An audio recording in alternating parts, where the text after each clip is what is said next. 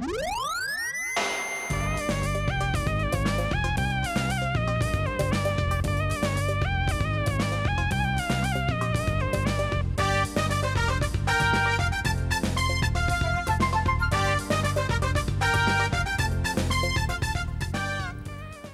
শুভ বিকেল। আমি এশা এনটিভির পর্দায় চলে এসেছি, সাথে নিয়ে প্রাণমিল ক্যান্ডি কুইজ শো জানার আছে বলার আছে। তোমাদেরকে আজকে আয়োজনের শুরুতেই জানিয়ে দিব ফাউস্ট সম্পর্কে কিছু তথ্য। ফাউস্ট জার্মান সাহিত্যিক গ্যাটে রচিত ট্র্যাজেডি নাটক। এটি দুটি খণ্ডে বিভক্ত। প্রথম খণ্ড 1808 সালে এবং দ্বিতীয় খণ্ডটি 1832 সালে প্রকাশিত হয়। গ্যাটে 50 বছরেরও বেশি সময় ধরে এটি রচনা করেন। মানুষের জীবনের আশা আকাঙ্ক্ষা, আনন্দ বেদনা, সংকট সংশয় এতে প্রাঞ্জলভাবে উপস্থিত হয়েছে। এই ধ্রুপদীর সৃষ্টি বাংলায় অনুবাদ করেন আহমেদ সফা। সাহিত্যিক সমালোচক একে আধুনিক জিজ্ঞাসাতাড়িত মানুষের জীবন বেদ বলে উল্লেখ করেছেন। বন্ধুরা, আজকে আমাদের মাঝে উপস্থিত আছেন চিত্রশিল্পী একে জামান। চলো তার সঙ্গে কথা বলি। কেমন আছেন? আলহামদুলিল্লাহ। আপনাকে স্বাগত জানাচ্ছি আমাদের আয়োজনে। খুব ভালো লাগছে আপনাকে বছরের শুরুর দিকেই পেয়েছি আমাদের সাথে। তো স্যার, আপনি তো একজন চিত্রশিল্পী এবং আমরা জানি আপনার খুলনা আর্ট কলেজ থেকে যদি সেভাবে প্রফেশনাল ট্রেনিং বা পড়াশোনার কথা বলি, সেটা শুরু হয়েছিল ছবি আঁকা নিয়ে।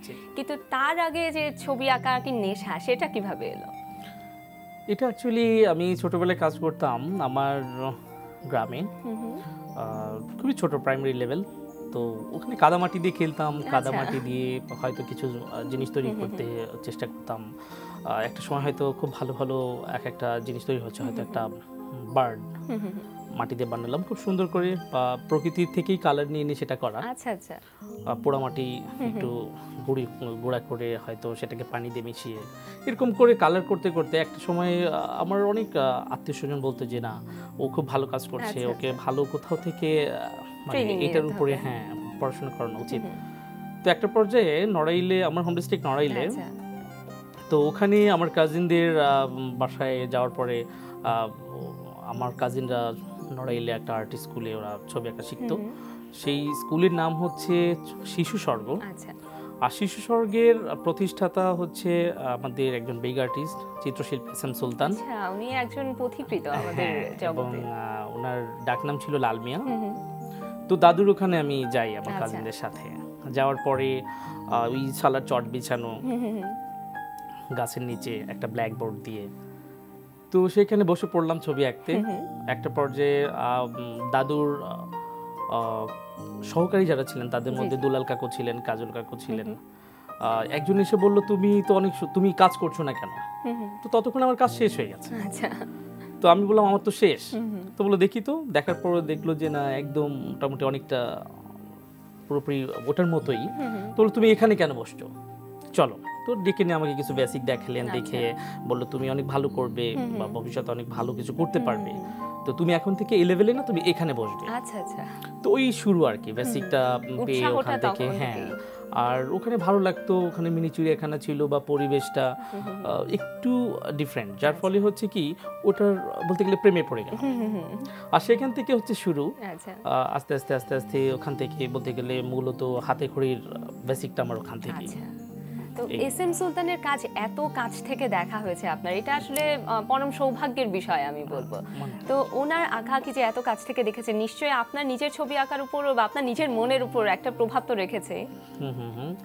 আসলে দাদুর কাজ আমরা যেটা দেখতাম, উনি তো বেসিক্যালি আমাদের যে গ্রাম বাংলার যে কৃষক কৃষানি যারা আছেন এনাদেরকে খুব শক্তিশালী করে তুলে ধরেছেন। জি জি, ওনার ছবি আঁকায় যে ফিগারগুলো থাকে সেটা দেখলেও বোঝা যায়। এক্স্যাক্টলি। তো দেখবেন যে আমাদের এদেরকে যে খুব একটা দুর্বল করে তুলে ধরা এটা না, যে এরা কাজ করছে, এরা খুব পরিশ্রম করছে, এবং কৃষকের পাশাপাশি যে কৃষানি একইভাবে এই যে সহযোগিতা করে ফসল ঘরে তুলছে, যে পরিশ্রম করছে, এবং প্রায় একই তো দেখা যাচ্ছে কি, তো ওনার কাছে মনে হয়েছে কি আমাদের এই কৃষকদেরকে বা কিষানীদেরকে খুব শক্তিশালী করে আমি আমার ক্যানভাসে তুলে ধরব। তো এটা আমার কাছে খুবই ভালো মনে হয়েছে। আর যদিও এক একজন শিল্পী তার প্রত্যেক ওনাদের প্রত্যেকের কিন্তু আলাদা একটা জগৎ আছে। অবশ্যই, যেমন আমি হয়তো আমার একটা জগৎ আছে, দাদুর একটা জগৎ ছিল, জয়নুল আবেদিন স্যারের একটা জগৎ ছিলেন। ওনারা এক একজন কিন্তু এক এক অ্যাঙ্গেলে, কাইয়ুম স্যারের একটা আলাদা অ্যাঙ্গেল নিয়ে কাজ করেন। আসলে কোনোটার সাথে কোনোটা ঠিক তুলনা করা যাবে না কখনো। এবং আপনি একটু খেয়াল করে দেখতে পারবেন যে প্রত্যেকের কাজ কিন্তু ভিন্ন। হ্যাঁ, চেনা যায় যে হ্যাঁ এটা অমুক স্যার করেছেন। তো আমার কাছে যেটা ভালো লেগেছে যে আমাদের এই গ্রাম বাংলার কিষানীদেরকে ক্যানভাসে এত সুন্দরভাবে তুলে ধরেছেন সম্মান দিয়ে। তো এটা আমার মানে খুব ভালো লেগেছে। স্যার আমরা আরো কথা বলবো আপনার সাথে, তবে এই মুহূর্তে একজন বন্ধু অপেক্ষা করে আছে। হ্যালো। আসসালামু আলাইকুম। ওয়ালাইকুম আসসালাম, কে বলছো? আপু আমি সাইফা। বন্ধু কেমন আছো? ভালো আছি, তুমি কেমন আছো? আমিও খুব ভালো আছি। এখন ঝটপট বলে দাও কোন বিভাগ থেকে প্রশ্ন করব? কোন বিভাগ থেকে প্রশ্ন করব? বুদ্ধির খেলা। ঠিক আছে, বুদ্ধির খেলা থেকে থাকছে তোমার জন্য প্রথম প্রশ্ন, এবং প্রশ্নগুলো হচ্ছে স্পর্শ না করেও ভাঙা যায় এবং চোখেও দেখা যায়, কি জিনিস সেটি বলতে হবে।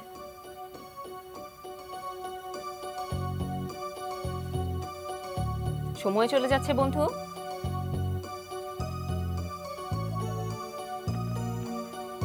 দ্রুত বলতে হবে। স্পর্শ না করেও ভাঙা যায় এবং চোখেও দেখা যায়। লাঠি। লাঠি না বন্ধু, উত্তরটি হলো না, কারণ লাঠি তোমার স্পর্শ করতে হবে। সঠিক উত্তর ছিল ঘুম। স্যার আবার আপনার কাছে ফিরছি। আপনি বলছিলেন যে ভাবনার জগৎ নিয়ে আমরা কথা বলছিলাম, তো আপনি তো কাজ করছেন অনেক দিন ধরে, তো আপনার কি নিজের ভাবনার জগৎ থেকে কোনো নির্দিষ্ট থিম আছে যেটা নিয়ে আপনি কাজ করতে বেশি পছন্দ করেন? নির্দিষ্ট কোনো থিম না, আমি যেটা করি আমার যখন যেটা মনে হয় যে না এক এক সময় এক এক ধরনের চিন্তা বা এক এক সময় এক এক ধরনের থিম, যে এখন এটা মাথায় আসছে ওটা নিয়ে কাজ করেছি। যে আলাদা কোনো ধরনের যে এরকম একটা নির্দিষ্ট যে আছে যে না আমি একটা থিমে কাজ করি, এরকম কোনো ধরনের দিয়ে আমি ওইভাবে ভাবিনি। আমি আমার কাছে যখন যেটা ভালো লেগেছে, যে ধরনের কাজ নিয়ে আমি মনে করেছি যে না আমি এটা নিয়ে আগাবো, আমি ঠিক সেভাবে চেষ্টা করেছি উপস্থাপন করার জন্য। বলা যায় যে আপনার কাজগুলো একটা ডায়েরির মতো, ডায়েরির মতো বলতে পারেন। আর এর মাঝে যেটা আর আমার নিজের চেয়েও আমি যেটা চেষ্টা করেছি সবসময় শিশু কিশোরদের নিয়ে, এবং আমার যিনি গুরু এবং শুরু থেকেই উনিও সবসময় এরকমই ভেবেছেন যে আমার দেশের শিশুদেরকে নিয়ে। তো আমরা তো আসলে অত বড় করে ভাবতে পারি না, আমরা খুবই ছোট, এবং তো এরকম ওনার থেকেই এই জিনিসটা পাওয়া যে দাদু এরকম করে ভাবতেন যে আমার দেশের শিশু যদি আমি এদেশে থেকে একটা তুলির আঁচড়, একটা পেন্সিলের একটা স্কেচ শিখাতে পারি, তাহলে এটা হবে আমার জন্য সবচেয়ে বড় পাওয়া। তো আমারও ওইখান থেকে একটা জন্ম নেয় ছোট করে হলেও, যে আমিও চেষ্টা করে যাব যে যতটুকু পারি যে তাদের জন্য কাজ করা। এবং শুরুটা তো সেখানে, ফাউন্ডেশনের মূল এটা ওখানে। তো ওদেরকে যদি আমরা একটু একটু করে উৎসাহিত করতে পারি বা ওদেরকে কিছু দিতে পারি এবং প্রপার ওয়েতে যে বেসিক জিনিসটা যদি তুলে দিতে পারি, তাহলে হবে কি ওরা ভবিষ্যতে ভালো কিছু নিয়ে কাজ করতে পারবে। হ্যাঁ,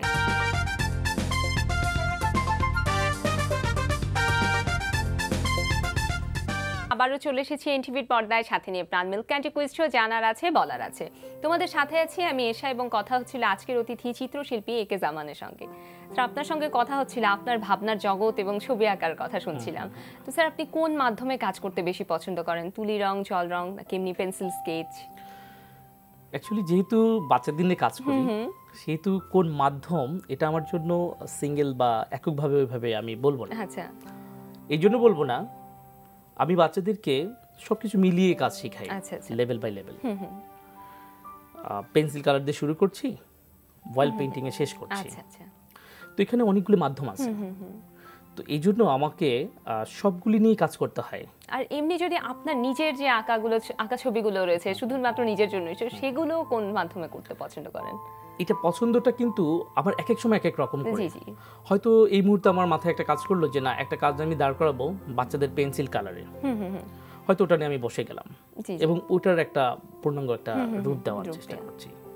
হয়তো কখনো কখনো মনে পড়ছে যে ওয়েল প্যাস্টেল নিয়ে একটা কাজ করি, ওয়েল প্যাস্টেলের একটা মানে সুন্দর করে একটা আর্ট করলাম।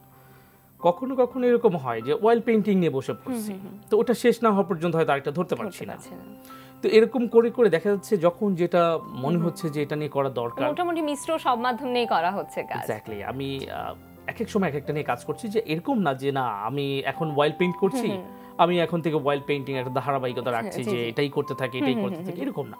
আচ্ছা, এই আর আরেকটা বিষয় ডাবলই নয়, যেটা হচ্ছে আমার নিজের কাজের চেয়ে আমি প্রাধান্য দেই বাচ্চাদেরকে কিভাবে বা স্টুডেন্টদেরকে কিভাবে সহজ থেকে আরো সহজে থেকে মানে ওদেরকে ছোট ছোট থেকে একটু বড় কাজে নিয়ে যাওয়া যায়।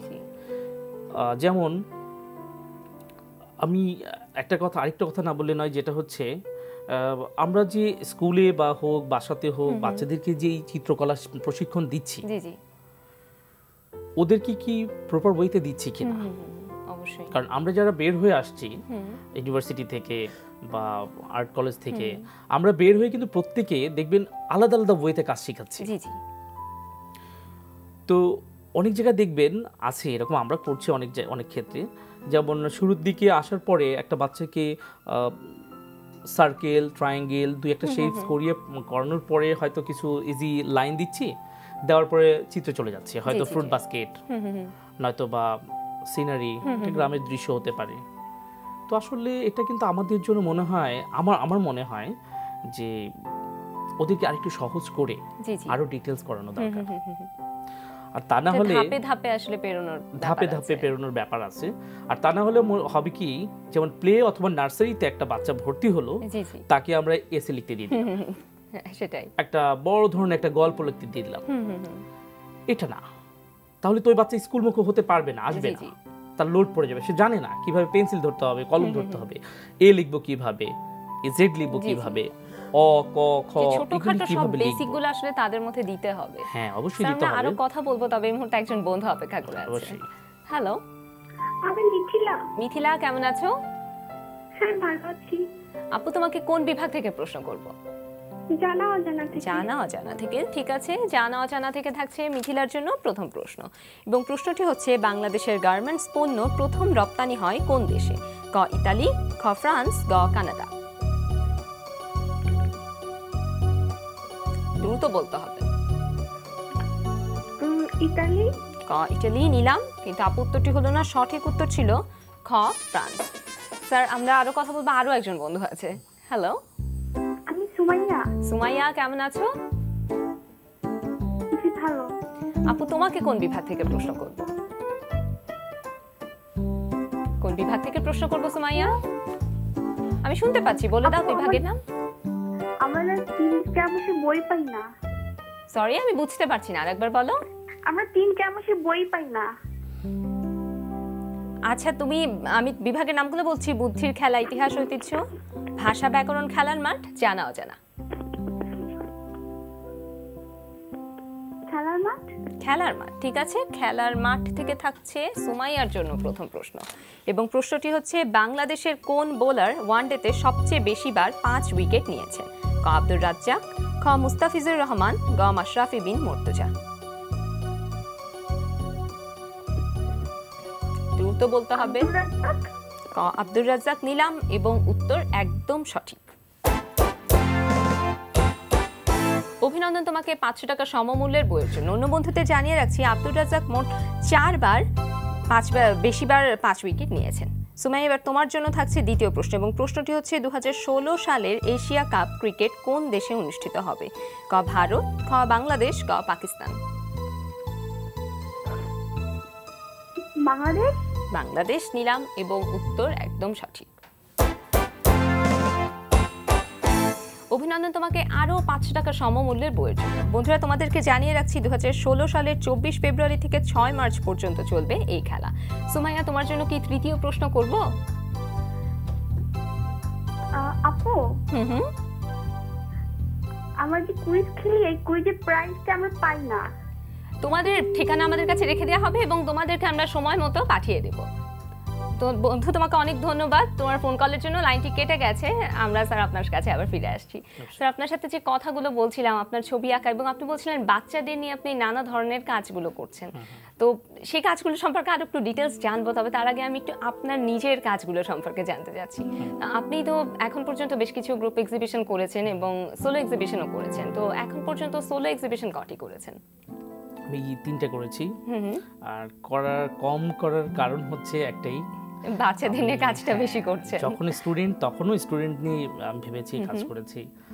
আর বেসিক্যালি হচ্ছে যখন বের হয়ে আসি তখন পুরোটাই আমি কাজ করেছি নিজেকে কিভাবে আস্তে আস্তে স্ট্রাগল করা যায়, বা এবং আমি যদি আমাকে দাঁড় না করাতে পারি তাহলে তো বাচ্চাদের নিয়ে কাজ করতে পারবো। আর সেই জন্যই ওই প্ল্যাটফর্মটাকে দাঁড় করানোর জন্য আমি আমার নিজের কাছ থেকে মানে অনেকটা দূরে ছিলাম। মানে আমার নিজের কাজে ভাটা পড়ার মূল কারণই ছিল সেটা। আর সব সময় যেটা কাজ করেছি যে না, আমি বোধহয় আমার কাজটা আর কিছুদিন পরে করব, এখন এটাকে রেডি করি। আফসোস রয়েছে আপনার মধ্যে? একদিকে নেই বললে আমি নেই বলবো। কেন নেই? কারণ আমি বাচ্চাদের সাথে কাজ করে যে যা পেয়েছি সেটা আমার কাছে মনে হয় অনেক বেশি কিছু পেয়েছি। এবং আমি আমার যে কাজের যে প্রকাশ যেটা পাওয়ানোর কথা আমারগুলি, আমি চাই আমার শিশুদের মধ্য থেকে সেটা প্রকাশ হোক, এবং আমি তাদের দিয়েই তুলে ধরতে চাই আমার কাজ। এটা হচ্ছে আমার মূল লক্ষ্য। স্যার আমরা আরো শুনবো আপনার কাজের কথা, আপনার বাচ্চাদের নিয়ে কাজের কথা।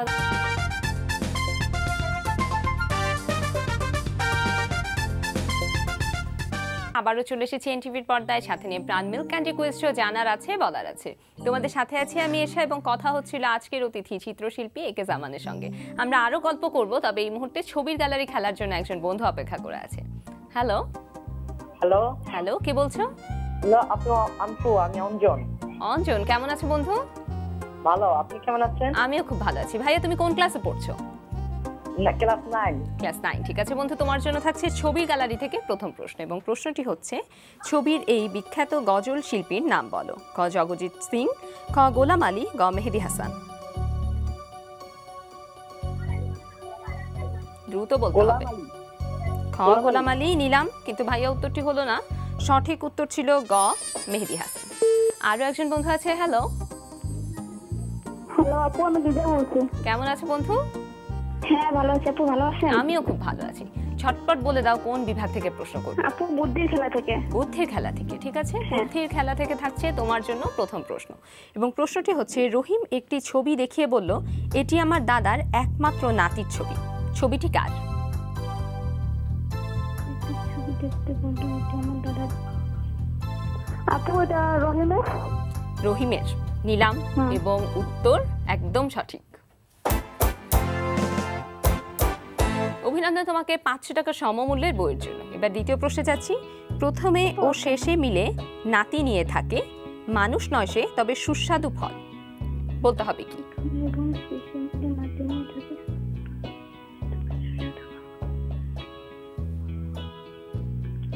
দ্রুত বলতে হবে। আপু নাশপাতি। নাশপাতি নিলাম, এবং উত্তর একদম সঠিক।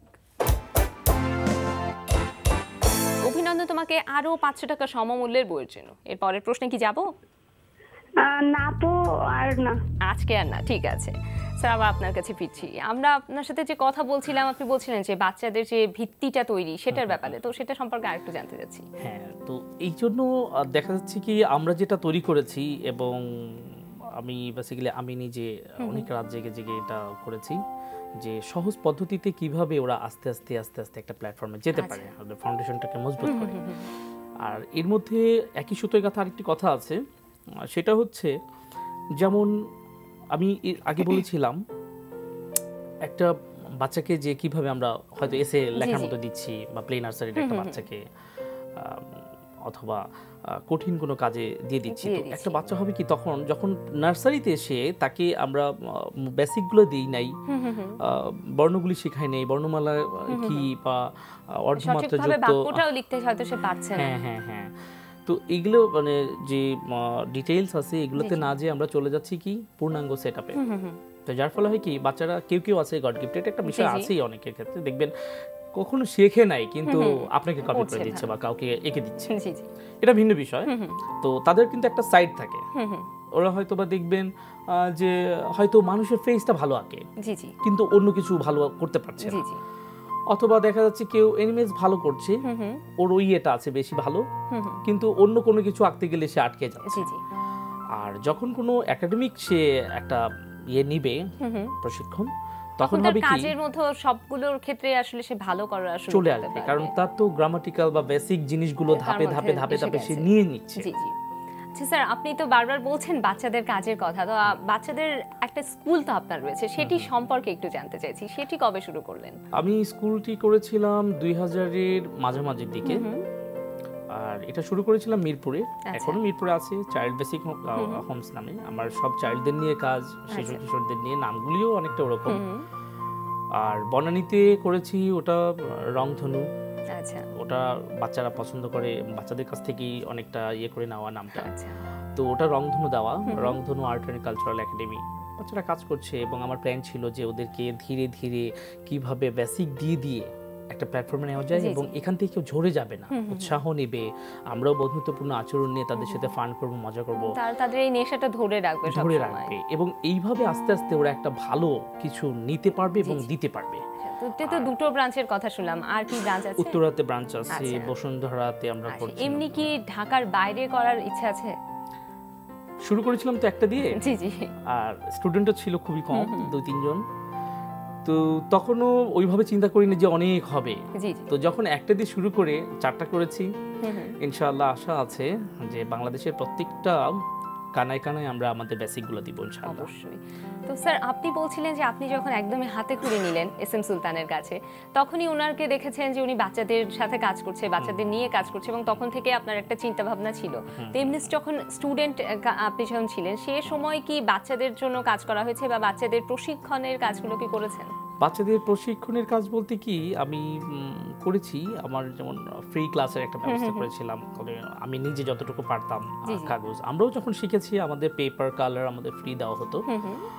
আর আমি এরপরে করেছিলাম বাচ্চাদের নিয়ে কিছু, যেমন ধরে ধরে নিয়ে আসতাম, এই তুমি আমার কাছে ছবি আঁকা শেখো, কোনো কিছু দেওয়া লাগবে না, শেখো।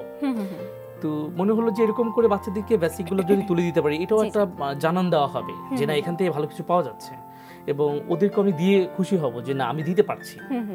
তো এরকম করে, আর আমার অভিজ্ঞতার ঝুলিটাকে একটু মানে বাড়ানোর জন্য কিন্তু আমি চেষ্টা করেছি যে আমি অনেক কিছু আছে জানি না, বা মানুষের সাথে মিশলে আরো অনেক কিছু জানতে পারবো, বুঝতে পারবো। এখনো পর্যন্ত আমি আমার অনেক স্টুডেন্টদের কাছ থেকে অনেক কিছু শিখি নেই। জি অবশ্যই, শেখা আসলে সবার কাছ থেকে যায়।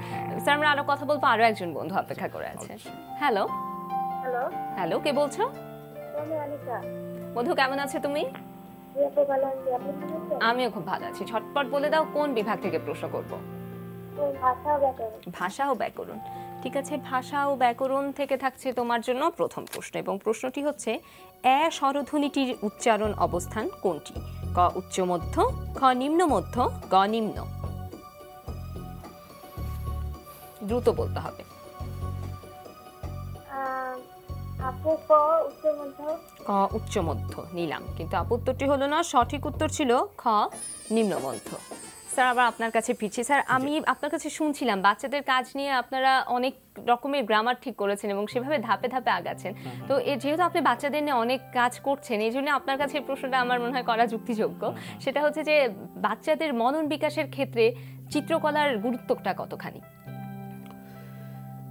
এটা আমি যেভাবে আমার মতো করে আমি বলবো, যেমন পড়াশোনা করতে গেলে যে লেখাগুলি তাদেরকে আমরা দিচ্ছি, আমি অন্য একটা ইয়েতে বলছি বাচ্চাদের নিয়ে, যে ওকে লিখতে দিচ্ছি ব্ল্যাক অ্যান্ড হোয়াইটের মধ্যে, সাদা কাগজ থাকছে, কালো কালি দিয়ে লিখছি, পেন্সিল হোক আর কলম হোক, ওরা লিখতে লিখতে যেমন একটা একঘেয়েমি চলে আসে। কিন্তু যখন ছবি আঁকার ক্ষেত্র আসে তখন কিন্তু রঙিন, কালারফুল কাজ করছে, লাল নীল হলুদ, বাচ্চারা যেমন কালারফুল পছন্দ করে। তো ওরা দেখা যাচ্ছে কি পড়াশোনার পাশাপাশি আমি মনে করি ছবি আঁকাটা প্রত্যেক স্টুডেন্টের জন্য খুবই জরুরি এবং খুবই দরকার। আর যার ফলে আমাদের বাংলাদেশ বর্তমান সরকার এই খুবই গুরুত্বের সাথে একটি কাজ করেছেন, আমি অনেক সম্মান জানাই। সেটা হচ্ছে ক্লাস 8-এর ছবি আঁকা বাধ্যতামূলক বিষয়টাকে বাধ্যতামূলক করেছেন, যত পার্সেন্টই করুক আর ওটা অনেক এটা আসলে পুরো ফলাফলে একটা প্রভাব রাখছে। তো যার ফলে আমাদের বাচ্চারা কিন্তু উৎসাহনী করছে, অভিভাবকরা অনেক সচেতন, জি জি জি, ওনারাও চেষ্টা করছে বাচ্চাদেরকে নিয়ে ভালো একটি জায়গায় যাওয়ার জন্য, ভালো কিছু শেখানোর জন্য।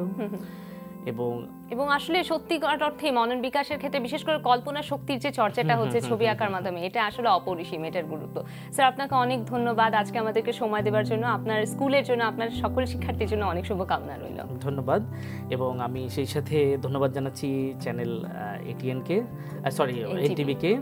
এনটিভি এত সুন্দর একটা প্রোগ্রাম আয়োজন করেছেন এবং আমি দেখি প্রায় সময়, এবং খুব ভালো লাগে যে বাচ্চারা প্রশ্ন করতে পারছে, প্রশ্নের উত্তর দিতে পারছে এবং প্রাইজ নিচ্ছে এই কুইজ প্রোগ্রাম থেকে। সুন্দর সুন্দর প্রশ্ন থাকছে, তারা উত্তর জানছে, আবার যারা দেখছে তারা যেমন অনেক কিছু জানতে পারছে। আসলে স্যার আমরা একদমই সময় আমাদের কাছে নিয়ে আপনাকে অনেক ধন্যবাদ। জি ধন্যবাদ এনটিভিকে, ধন্যবাদ আপনাদের সকলকে। আমার অনেক ভালো লাগছে এখানে আসতে পেরে। বন্ধুরা, দেখতে দেখতে আয়োজনের একদম শেষ প্রান্তে চলে এসেছি। বিশ্বের যে কোনো প্রান্ত থেকে যে কোনো সময় এনটিভিতে সম্প্রচারিত সংবাদ ও অন্যান্য সকল অনুষ্ঠান সরাসরি উপভোগের জন্য লগ ইন করা আমাদের পূর্ণাঙ্গ ওয়েব পোর্টাল www.ntvbd.com। সবার জীবন সুন্দর হোক এই কামনায় শেষ করছি আজকের আয়োজন।